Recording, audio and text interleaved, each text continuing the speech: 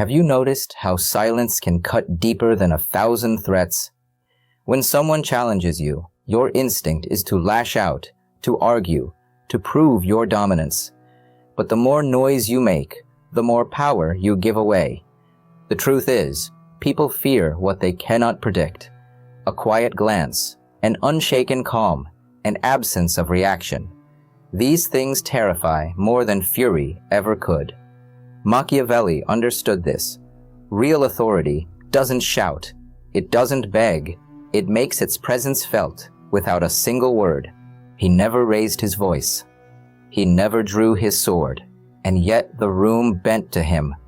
Machiavelli understood something that even modern leaders, CEOs, and politicians forget. You don't need to shout to dominate. You don't even need to strike. The coldest move of all is to rule through fear that never has to announce itself. Enemies expect sound. They expect declarations, defenses, explanations. They expect thunder. But what terrifies them most is the storm that never breaks, the silence that makes them wonder whether the blade is already at their throat. This is the Machiavellian law. The enemy who fears you without hearing a word will fear you longer than the enemy you shout down in public, because the louder the voice, the quicker the echo fades. But silence, calculated, disciplined, sharpened silence, haunts. Let's start where Machiavelli himself started, with the prince. A prince, he argued, must avoid being despised, and he must avoid being weak. But weakness does not always look like what we think. Weakness isn't only losing the war or mismanaging the treasury. Weakness is also defensiveness. The prince who explains himself, who bends to accusation, who rushes to prove his honor, has already surrendered power. This is where fear dies, when the ruler shows he cares too much about the opinion of others. Machiavelli's world was full of spies, whispers, and betrayals. A careless word at a dinner table could become the rope around your neck. So the prince who wanted to last learned to master the opposite impulse. Say little, reveal nothing, withhold your defense, because the one who does not defend himself leaves his enemies chasing shadows, and shadows are more terrifying than swords. Think of it. In any court, in any boardroom, in any empire, the room is divided into two types of figures: those who chatter to prove their worth, and those who say nothing while the chatter grows desperate. The chatterer might get applause, but the silent one gathers gravity. Why? Because fear is not about what people know, it's about what they cannot know. When you answer an accusation, you give it weight. When you ignore it, you give yourself weight. This is not cowardice, it is design. Machiavelli wrote in The Prince that rulers must learn how not to be good, meaning they must be willing to step outside of the herd's morality when survival demands it.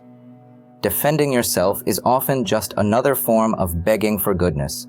It's asking to be forgiven, to be validated, to be seen as pure. But power is not purity. Power is pressure, and pressure does not explain itself. Enemies who cannot read you will project their darkest fears onto you, and that projection is worth more than any weapon. Picture Florence in Machiavelli's day. Rival families, plotting in corridors, letters intercepted, blades drawn in alleys. Imagine a duke accused of treason by his enemies. If he rises in court to plead innocence, the whispers multiply. See, he is desperate, he is weak, he fears the charge. But if he sits still, face unreadable, lips sealed, suddenly the whispers choke. Does he know something we don't? Has he already bought the judges? Will his men strike tonight? The silence itself becomes an army. Machiavelli saw this firsthand in Cesare Borgia, the man he called his model prince. Borgia rarely defended himself. He rarely announced his moves. He let silence grow fat with dread until his rivals destroyed themselves with paranoia. By the time they realized no word was coming, it was too late. The silence had already broken their nerve. This is the psychology of fear without a word. It is never about what is said. It is about what is withheld. Fast forward to now. You see this every day, but you don't notice it until it burns you. The colleague who never responds immediately to your email, who makes you sweat as you wonder what they think. The boss who pauses before answering, letting your own nerves trip you into over-explaining. The negotiator who lets your words pile up in the quiet until you've given away twice what you intended. None of them had to say much. Their silence was the trigger. Machiavelli would laugh at our obsession with clapping back, with proving ourselves on social media, with defending every accusation. He would call it weakness. Every time you defend yourself, you lower your price. Every time you respond to insult, you raise the value of the insulter. He would tell you, the one who wins is not the one who argues the loudest, but the one who can turn his absence into presence, his silence into fear. But here's the paradox that makes this law dangerous. Silence is not always power. Used poorly, silence can look like fear. Used weakly, silence can look like retreat. What makes silence terrifying is not the absence of words, but the presence of strength behind it. The silent prince must radiate the possibility of violence, the aura of command, the sense that if he chose to speak, his words would carry weight. If silence is emptiness, it collapses. If silence is loaded, it crushes. That is why Machiavelli's law of fear demands discipline. You must build a life, a posture, a presence that makes your silence louder than others' words. The quiet that bends a room is never accidental. It is trained. It is rehearsed. It is chosen. So let's drag this into the dirt of reality. Imagine you are accused. A rival questions your competence. A colleague mocks your decision. An enemy whispers behind your back. Instinct screams to respond, to correct, to defend. That is the trap. If you defend, you are already beneath them, because defense is reaction. If you hold your silence, you force them to keep speaking, to keep overreaching, to keep proving they are obsessed with you while you remain still. The Machiavellian prince knows this. Nothing makes an enemy look smaller than having to shout at silence. We see this even in personal life. In arguments, the loudest often looks the weakest. The one who listens, who refuses to be rattled, who lets the silence stretch, that is the one who leaves the other person haunted afterward. Why haunted? Because the human mind hates a vacuum. When you don't fill it, they will. They will replay the scene in their head, inventing explanations for your silence, often darker than anything you could have said. This is fear without a word, and it is more permanent than anything you might say in the moment. Machiavelli's genius was not just about armies or diplomacy. It was about psychology. He understood that the mind is the real battlefield, and silence is the sharpest blade. He wrote that it is better to be feared than loved, if you cannot be both. But fear is not born only from cruelty. It is born from unpredictability. The enemy you cannot read is the enemy you cannot sleep near. The rival who says nothing is the rival who becomes the monster in your imagination. Words can be debated. Silence cannot. Words can be quoted. Silence cannot. Words can be forgiven. Silence never leaves. And that is why silence is not weakness. It is strategy. But here comes the deeper layer. Silence is not about others first. It is about yourself. The reason most people cannot use silence as power is simple. They cannot stand silence within themselves. They cannot bear the discomfort of being unreadable. They need to be understood, liked, approved. They crave recognition. And that craving forces them to speak, to explain, to leak their power. The Machiavellian prince kills this craving. He does not beg for understanding. He does not defend his reputation to gossip. He does not explain his absence. He lets others tremble in the dark. And because he does not need to be liked, he becomes feared. This is the threshold. If you want to make enemies fear you without a word, you must master not only the silence of your lips, but the silence of your ego. You must train yourself to need nothing from the crowd, to let them think what they want, invent what they want, project what they want. The moment you stop defending yourself is the moment they begin defending themselves against the image they have created of you. This is Machiavelli's law. The silence of power is not absence. It is presence, distilled. Enemies watch your every move. They measure your hesitation, your breathing, your posture. The moment you defend, they smell blood. But the moment you refuse, they are left drowning in their own doubt. Machiavelli saw this truth centuries ago, and it echoes louder today. Think about your workplace, your circle, your rivals. Most people can't resist correcting rumors. They chase every whisper like a dog chasing every thrown stick. But the dog never notices. It's being led by its enemy. The Machiavellian refuses the game. He doesn't chase. He makes the other reveal themselves. Here's the trap most fall into. They think defending themselves protects their reputation. In reality, it corrodes it. Because the more you insist, the less they believe. The more you explain, the weaker you appear. Machiavelli knew this paradox. Fear doesn't come from being understood. Fear comes from being unreadable. Enemies should never be certain whether your silence means ignorance, contempt, or preparation. They should never know if your calm hides armies or nothing at all. That uncertainty is the leash. And here is the cruel brilliance. Uncertainty is often stronger than truth. Truth ends the guessing game. Silence keeps it alive forever. Take politics today. A politician who responds instantly to every insult online burns himself out. He becomes predictable, common, accessible. But the politician who answers slowly, if at all, he begins to look like a mountain.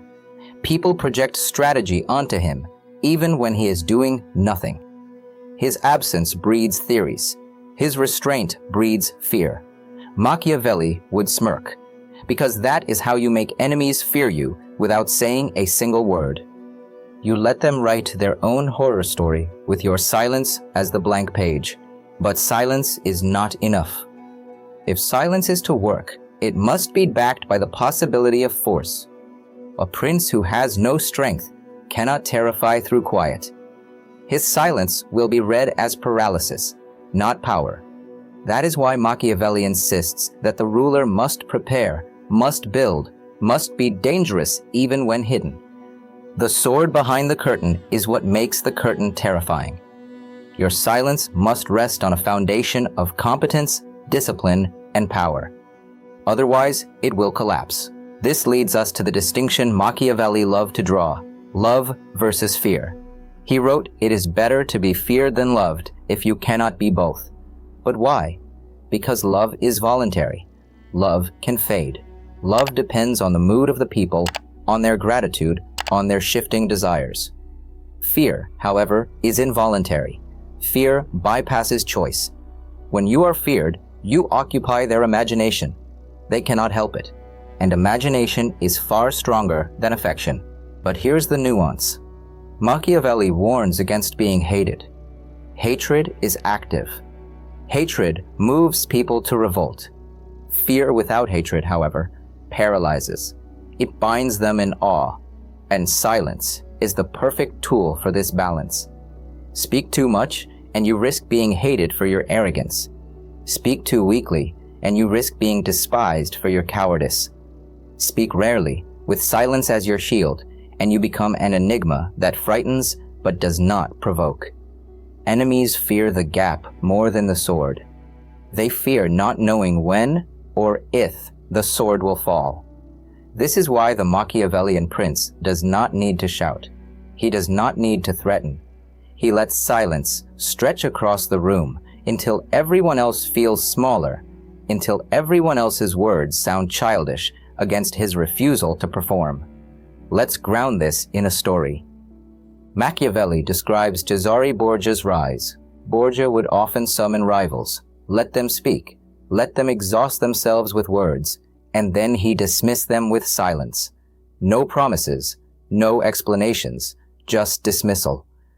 That dismissal cut deeper than any insult, because his enemies left not knowing what the silence meant. Would he betray them? Would he strike tomorrow? Had he already marked them for death? Most could not sleep after that. They destroyed themselves in fear before he ever raised a hand. And that is Machiavelli's brilliance. You don't need to fight every enemy. If you can make them fight themselves, you've already won. But notice, silence is not laziness. It is not passivity. It is an active weapon, honed and wielded with precision. It demands control over your own nerves. The average man cannot bear to remain silent when accused. He bursts, he defends, he over-explains. That's why the average man never commands fear. The prince, however, has rehearsed his silence. He has learned to absorb insult without blinking, to sit through tension without cracking, to let others bleed themselves out with words. And when he finally does speak, his words are amplified 100-fold by the silence that came before. Think about the modern boardroom. Two executives argue. One spills paragraphs of defense, statistics, rebuttals. The other waits, silent, watching. The silence thickens, and then, with one sentence, the silent one reshapes the decision. Everyone remembers his sentence. Nobody remembers the flood of words before it. That is silence turned into strategy. So here is the discipline you must train if you want to make enemies fear you. Stop defending yourself in real time. Let your work defend you. Let silence raise the question mark. Stop answering every accusation. Let the accuser sweat in their own projection. Stop announcing every move. Let absence build suspense. Because enemies cannot fight what they cannot read. But Machiavelli also knew silence can backfire if misused. A prince who stays silent when decisive action is needed looks weak. A ruler who withholds words when his men need guidance loses loyalty. That is why silence must be paired with timing. The art is not silence for its own sake. It is silence until the moment when words will strike deepest. Fear is not created by silence alone. Fear is created by silence that ends suddenly with a verdict, a decision, an act. That's why Borgia terrified. He did not stay silent forever. He stayed silent until the silence became unbearable. Then he struck. The strike mattered because of the silence that preceded it. Let's press further. What happens inside your enemy during silence? Why does it terrify? The answer is projection. The unconscious cannot handle emptiness. When faced with silence, it fills it. Your enemy imagines your thoughts, your plans, your rage. And because imagination is always worse than reality, they torture themselves with fantasies of what you might do. This is why silence lasts longer than threats. A threat is concrete. It can be measured. It can be prepared for. Silence is infinite. It cannot be measured. It cannot be prepared for. Your enemy's own mind becomes your executioner. In the modern world, social media trains us to do the opposite, to respond instantly, to defend ourselves publicly, to spill every thought into the void. Machiavelli would laugh. He would say, the more you reveal, the more they own you. The less you reveal, the more you own them. The Machiavellian leader today is the one who resists the algorithm's hunger for reaction. The one who lets silence do what words cannot. The one who terrifies by being unreadable in a world addicted to visibility. So how do you train this? Start small. In conversation, practice holding the pause. Let silence stretch one beat longer than is comfortable. Watch the other person fill it. In conflict, state your line once, then stop. I won't accept that.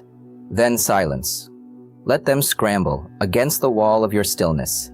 In negotiation, say your number, then wait. Do not explain. Do not soften. Let silence drag their real number to the surface. This is not arrogance, it is strategy. And here is the hardest part. You must kill the urge to be understood. The enemy will call you arrogant. They will call you cold. They will call you distant. Let them. Every insult they throw into the silence only makes them sweat more. Because the truth is, fear is born not from how you describe yourself, but from how they describe you when you say nothing. The less you speak, the more they imagine. The more they imagine, the more they fear. And when the time comes, one word from you will outweigh their 100. This is the essence of Machiavelli's law. Silence bends the room. Silence makes the enemy write his own nightmare. Silence becomes the leash around his neck, and the prince who masters silence does not need to roar. He does not need to plead. He does not even need to explain. His enemies fear him before he speaks. They fear him after he leaves. They fear him not because of what he said, but because of what he refused to say. That is how you make enemies fear you without a word. Machiavelli wrote for rulers, but he was really writing for anyone who wants sovereignty over their life. The sovereignty to hold your silence. The sovereignty to resist the craving to be liked. The sovereignty to let your presence, not your defense, define you. And when you can do that, when you can make your enemies fear you without ever raising your voice, you will finally understand what he meant when he said, "It is better to be feared than loved if you cannot be both." Because silence, wielded like a blade, makes you both.